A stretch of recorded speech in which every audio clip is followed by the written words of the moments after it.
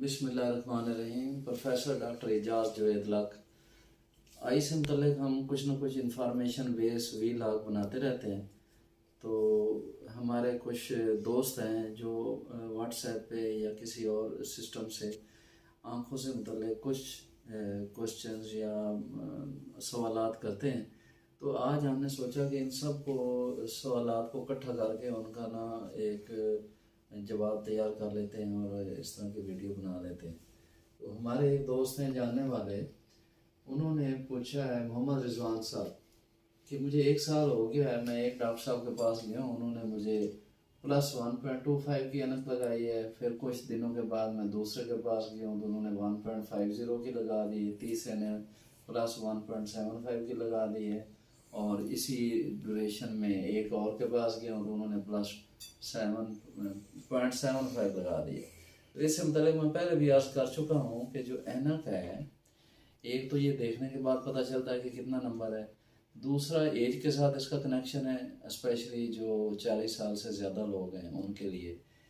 और तीसरा ये है कि ऐनक या शीशे की कौन सी किस्म उसको लगी है। अगर प्लस का नंबर लगा है तो प्लस का नंबर 40 साल के बाद जल्दी ज़रा बढ़ जाता है।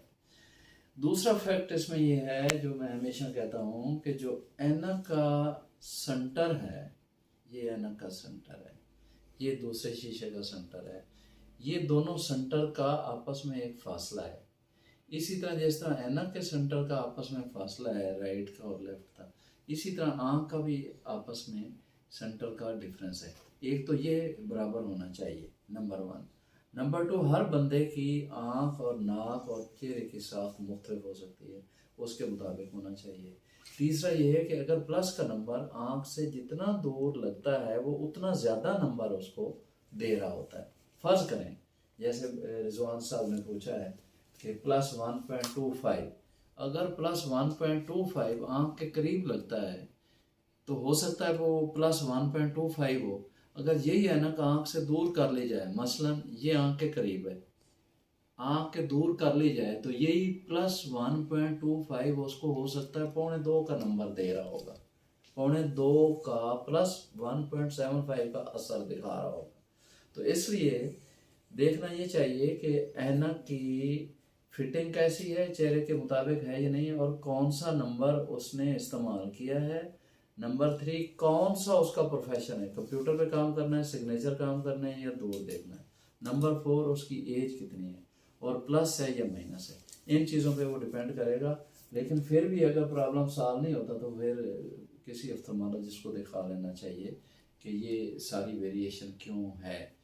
लेकिन अगर बहुत चेंजिंग आ रही है नंबर में, रैपिडली आ रही है और नज़र ड्रॉप हो रही है तो आँख को देखना चाहिए। हो सकता है कार्निया में प्रॉब्लम हो या रेटिना में प्रॉब्लम हो या मोतिया बन रहा हो या कोई भी वजह हो, वो बात की बात है। लेकिन ऐनक से रिलेटेड इसका जवाब यही हो सकता है।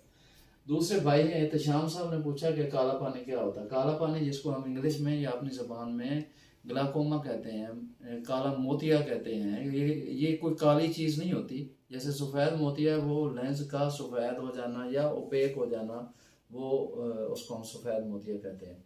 लेकिन काले मोतिया में वो लेंस काला नहीं हो जाता। आँख का प्रेशर बढ़ने से या आँख की किसी और कैफियत से अगर उसकी नज़र में फ़र्क आ जाए और उसके आँख के सेल डैमेज होने शुरू हो जाएं और उसकी नज़र पे फ़र्क आ जाए तो इसको कहते हैं कि इस मरीज़ को काला पानी या ग्लाकोमा हो गया है।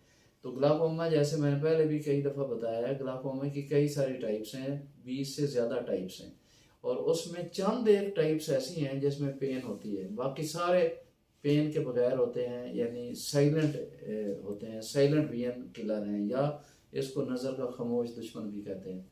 तो इसलिए अगर कोई डायग्नोज हो जाता है काले मोतिया का तो उसका इलाज है, मेडिकल ट्रीटमेंट भी है, सर्जिकल ट्रीटमेंट भी है। लेकिन अगर इलाज ना किया जाए तो वो हमेशा के लिए नज़र कमज़ोर हो जाती है और वो रिकवर नहीं होती। इस पे दुनिया में काम हो रहा है, इस पे किसी दिन और हम बोलेंगे कि दुनिया में जो सेल डैमेज हो जाता है उसकी रिकवरी कैसे हो रही है। दुनिया में रिसर्च में काम हो रहा है लेकिन अभी तक लिटरेचर में आया नहीं है।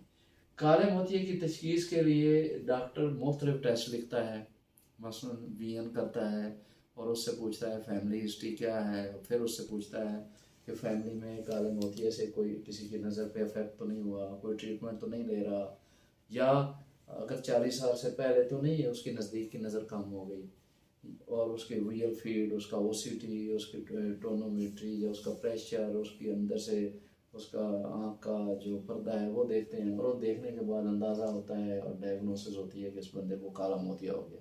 तो एहतशाम भाई आपके लिए यही अर्ज़ है कि उसकी तशखीस के लिए अगर डॉक्टर ने वो सारे टेस्ट किए हैं और उसकी तशखीस हो गई है तो उसका मेडिकल ट्रीटमेंट और सर्जिकल ट्रीटमेंट को फोकस करें और अपनी नज़र को बचाएं। अगर नहीं इलाज करेंगे तो नज़र पक्की पक्की कमज़ोर हो सकती है और उसका कोई इलाज नहीं।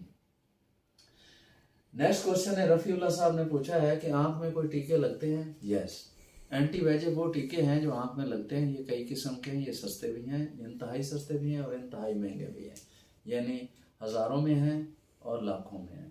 तो ये आँख की जो कैफियत होती है पर्दे की, अगर पर्दे में कोई इफेक्ट आ जाते हैं मसलन शुगर की वजह से या कोई ब्लड प्रेशर की वजह से या चोट लगने से या इस तरह की जो कैफियत होती है उसमें जो चेंजेस आ जाती हैं पर्दे पे या नूर के पानी में, तो वो इसलिए आती हैं कि अस्कीमिया होता है और अस्कीमिया की वजह से कुछ मादे जो हैं आँख में रिलीज़ होते हैं और उन रिलीज़ होने वाले मादों का जो डोट होता है, एंटीडोट, वो कुछ इंजेक्शन होते हैं जो मैंने बताए हैं, सस्ते भी हैं, महंगे भी हैं, सारे हैं।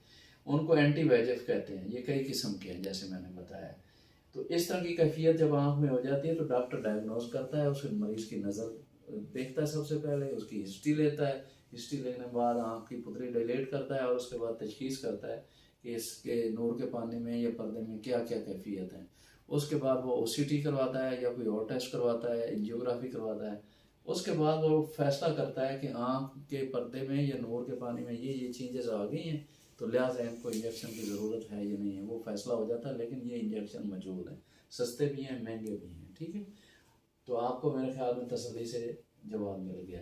मोहम्मद असलम साहब ने पूछा है कि आँख में ये पेन हो रही है, इसके लिड पे या पपोटे पे सोजिश है, दाना बना हुआ है। उन्होंने अपनी तस्वीर भी भेजी व्हाट्सएप पे बच्चे की, तो वो लग रहा है कि स्टाई है, जिसको पंजाबी में गवांडने भी कहते हैं। तो स्टाई का इलाज ये होता है कि हार्ड फर्मेंटेशन करें, टकोर करें, उसका हाइजीन अच्छी करें। वास का हमें एंटीबायोटिक भी देनी पड़ती है, अगर बुखार हो जाए तो पैनाडोल का सिरप देना पड़ता है और आँख में एंटीबायोटिक से ड्राप्स, सिप्रोफ्लॉक्सासिन के या क्लोरोफेनिकॉल के कोई ऑइंटमेंट या ड्रॉप और फर्मेंटेशन। अगर फिर भी आराम नहीं आ रहा तो डेफिनेटली डॉक्टर को दिखा लेना चाहिए। बाज़ का वो एक बार बाल में इन्फेक्शन होता है और बाल पुल करने से वो ठीक हो जाती है, ड्रेन हो जाती है। ये एक अब्सेस की एक टाइप है, जैसे स्किन पे कोई अब्सेस हो जाए तो ये स्टाई इसी तरह की होती है। उसके बाद एक और ख़तून है, उन्होंने पूछा है, और आमिर हबीब साहब ने पूछा है कि नज़र कमज़ोर हो रही है, इसके लिए कुछ बताएं। तो इसके मुतालिक मैं पहले भी अर्ज़ कर चुका हूँ कि नज़र कमज़ोर के लिए दुनिया में कोई ग़िज़ा नहीं बनी है जिससे ऐनक उतर जाए या नज़र ठीक हो जाए, नंबर 1। नंबर 2, कोई कतरे भी नहीं बने हैं कि कतरे डालें और बस ऐनक उतर जाए और नज़र ठीक हो जाए।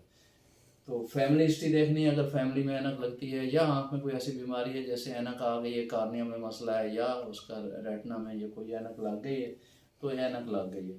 अगर उम्र उन्होंने नहीं बताई, अगर उम्र छोटी है तो छोटी उम्र में यानी 20 साल तक नंबर चेंज हो सकता है, बाज़ का ज़्यादा हो जाता है, बाज़ का कम भी हो सकता है। तो उसका इलाज यही है कि ऐनक लगाई जाए। जैसे जैसे ऐनक चेंज हो रही है ऐनक चेंज कर ली जाए, वो अपना प्रोफेशन जो भी उसका काम है उसको जारी रखे। ऐसा नहीं हो सकता कि हम कोई ऐसा फार्मूला लगाएं और ये उसको ऐनक ना लगे दवाइयों की हालत में। यस, लेज़र है, अगर वो उसके मतलब और एक भी इलाज करना पड़ेगा कि किस बंदे को लेज़र करानी है, किसको लेज़र नहीं करानी है, और लेज़र कराने के फ़ायदे क्या हैं और नुकसान क्या हैं। फ़ायदा एक ही है कि ऐनक उतर जाएगी और नुकसान बेशुमार है, इस पर काफ़ी सारा बोला जा सकता है। बहरहाल एक बंदा कहता है कि मैंने ऐनक नहीं उतारनी तो ठीक है। अगर वो कहता है मैंने ऐनक हर हाल में उतारनी है वरना मैंने कुएं में छलांग लगा देनी, तो फिर उसकी ऐनक उतार देनी चाहिए। और हमारे लिए ऐनक उतारना कोई एक बाएं हाथ का खेल है। हमारे टेक्नीशियन है, हमारे बेहतरीन, इवन हमारा एक बड़ा अच्छा टेक्नीशियन है मुदस्सिर, उसको भी हम समझाएं तो उसने ऐनक उतार देनी है। मशीन ने उतारनी है, उसने मरीज़ को लिटाना है, मशीन ने ऐनक उतार देनी है, कोई ऐसा मसला नहीं। अब इसके फ़ायदे नुकसान पे एक अलहदा से टॉपिक होगा। अच्छा, एक और दोस्त ने पूछा है कि खारिश होती है। खारिश हमेशा उस वक्त होती है जब आँख में कोई चीज़ पड़ जाए और पानी आ रहा है और आँख मलने को दिल कर रहा है या कोई छोटा मोटा इन्फेक्शन हो गया। लेकिन खारिश की बड़ी वजह जिसको इचिंग कहते हैं कि मलने को दिल कर रहा है तो वो एलर्जी में होती है, और दोनों आंखों की होती है। अगर दोनों आंखों में खारिश हो रही है और मलने को दिल कर रहा है तो पक्का समझ लें कि ये एलर्जी है। और एलर्जी का ट्रीटमेंट बड़ा अच्छा होता है, टॉपिकल ड्रॉप्स होते हैं, 1-2 ड्रॉप हम डालते हैं और उससे एलर्जी ठीक होना शुरू हो जाती है। हाँ अलबत्ता एज उन्होंने नहीं बताई, अगर एज कम है बच्चे की तो जैसे जैसे बच्चा बड़ा हो रहा है उसको उसी तरह एलर्जी का आराम आ रहा होता है, दवाई डालते रहना चाहिए और डॉक्टर को दिखाना चाहिए। लेकिन कोई स्ट्रॉन्ग स्टीरॉयड या ऐसे स्टीरॉयड जो बिल्कुल मतलब है कि बगैर डर के वो नहीं डालने चाहिए, वरना अगर स्टीरॉयड ज़्यादा डालें, एलर्जी चूँकि लंबी चलती है और आपने कोई ऐसी दवाई सेलेक्ट कर ली, जैसे मैंने कहा कोई स्टीरॉयड जैसे बीटा मेथासोन है और डेक्सामेथासोन है या प्रेडनिसोलोन है, ये बहुत स्ट्रॉन्ग स्टीरॉयड है। अगर ये डालने शुरू कर दिए तो वो उसमें नुकसान हो सकता है, बच्चों को काला मोतिया भी हो सकता है, सफ़ेद मोतिया भी, बड़ों को भी इवन हो सकता है कि हर बंदे की इस स्टीरॉयड को रिस्पॉन्डिंग कैपेसिटी मुख्तलिफ हो सकती है। कई लोगों को थोड़ी सी दवाई डालने से काला मोतिया सफ़ेद मोतिया हो जाता है, किसी को ज़रा लंबे अरसे के लिए ज़्यादा दवाई डालने से हो जाता है, बहरहाल हो सकता है। तो खारिश के लिए भी यही है कि 2 किस्म की दवाइयाँ या 3 किस्म की हम देते हैं, उससे ठीक हो जाता है। जब ठीक हो जाए तो फिर दवाई की मिकदार कम कर देनी चाहिए और प्रोटेक्टिव मेजर्स यानी प्रिवेंशन, हिफाजती तदाबीर करनी चाहिए। डस्ट है तो उससे बचना चाहिए, धूप है उससे बचना चाहिए। और मेरी तरफ से अगर ऐनक लगती है तो यू आर लकी एनफ के अच्छी सी सन ग्लासेस में नंबर लगाएं और लगाएं। अगर ऐनक नहीं लगती तो अच्छा सा सन ग्लासेस लगाना चाहिए ताकि आप इंसेक्ट से बचे रहें, डस्ट से बचे रहें, धूप से बचे रहें और छोटे मोटे ट्रामा से बचे रहें। किसी का रुमाल लग गया, पेपर लग गया, मैंने ऐसे पेशेंट देखे हैं कि एक जो फोटो स्टेट वाला पेपर है वो आँख पे लगा और इंजरी हो गई, कार्नियल टीयर हो गया। तो ये आज की हमारी कुछ गुजारिशात हैं, उम्मीद है आपको ये अच्छी लगे होंगे। अगर फिर भी कोई क्वेश्चन हो तो मेरा नंबर है, मेरा व्हाट्सएप ग्रुप है और मेरा यूट्यूब चैनल है डॉक्टर इजाज़ जवेद लक के नाम से, उसको सब्सक्राइब करें और उसको देखें। और उसमें इस तरह की छोटी छोटी वीडियोस, इंफॉर्मेटिव वीडियोस हैं, उनसे आप फ़ायदा उठाएं। अगर फिर भी कहीं कोई क्वेरी है, कोई क्वेश्चन है, कोई सीखना है या हमें वो पूछना है या बताना है तो हम हाजिर हैं। अस्सलाम वालेकुम।